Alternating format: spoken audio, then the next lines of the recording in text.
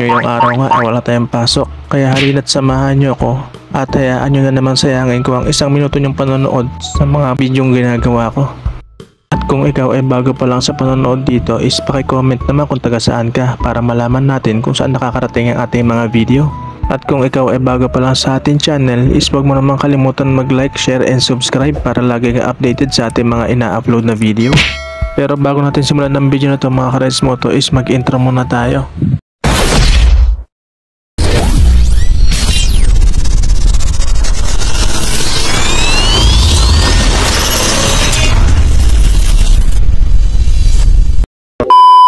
Ngayong araw nga is dadalhin natin ang ating Sniper 150 sa isang motor shop kung saan ako lubos na nagtitiwala. At sa mga nagtatanong kung bakit minsan lang tayo makapag-upload ng ating mga video, is isa rin po ako empleyado mga ka-Rides Moto. Hindi nga naman talaga biro ang pagiging isang content creator at pagsabay ng trabaho. Kaya payo ko dyan sa mga nagsisimula pa lang maging isang vlogger is yakapan nyo lang ng konting tiyaga at sipag.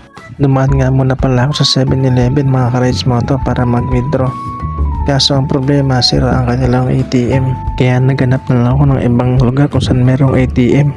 At naisip ko meron pa palang malapit dito. Dito nga pala yun mga ka-Rides Moto sa Talaw Hospital kung saan nagkatrabaho ang aking OVR. After nga natin mag-withdraw mga ka-Rides Moto is diretso na tayo sa motor shop kung saan tayo magpapagawa ng ating Sniper 150. Sa mga magtatanong kung ano nga ba ang ipapagawa natin sa Sniper 150 is ilalagay ko na lang sa comment section. Nakarating na pala tayo dito kay North Speed Motor Shop and shoutout dyan sa mga mekaniko ni Boss Nathan.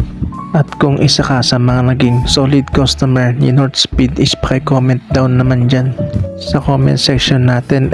At sa mga gustong bumisita sa North Speed Motor Shop is paki-search na lang po sa Waze or Google Map North Speed sa tapat po ng Mega White Gasoline Station.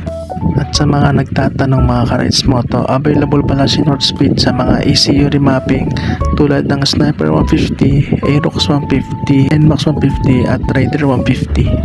Highly recommended ko talaga si North Speed pagdating sa mga motorcycle dahil kompleto sila sa mga accessories like RCB, JRP at iba pa. A few moments later.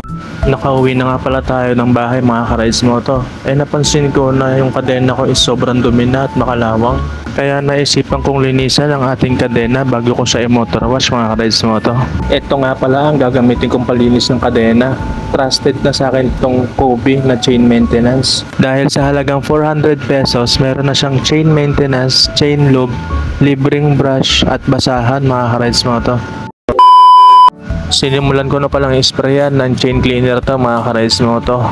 Tips nga pala pag sa paglinis ng kadena is ibabad nyo muna siya kahit mga 30 seconds para matunaw yung kalawang. After ko nga pala siyang ibabad mga ka-Rides Moto is sinimulan ko na siyang i-brush dito and mapapansin nyo na pag spray natin ng chain cleaner is umaapaw na ang kanyang kalawang.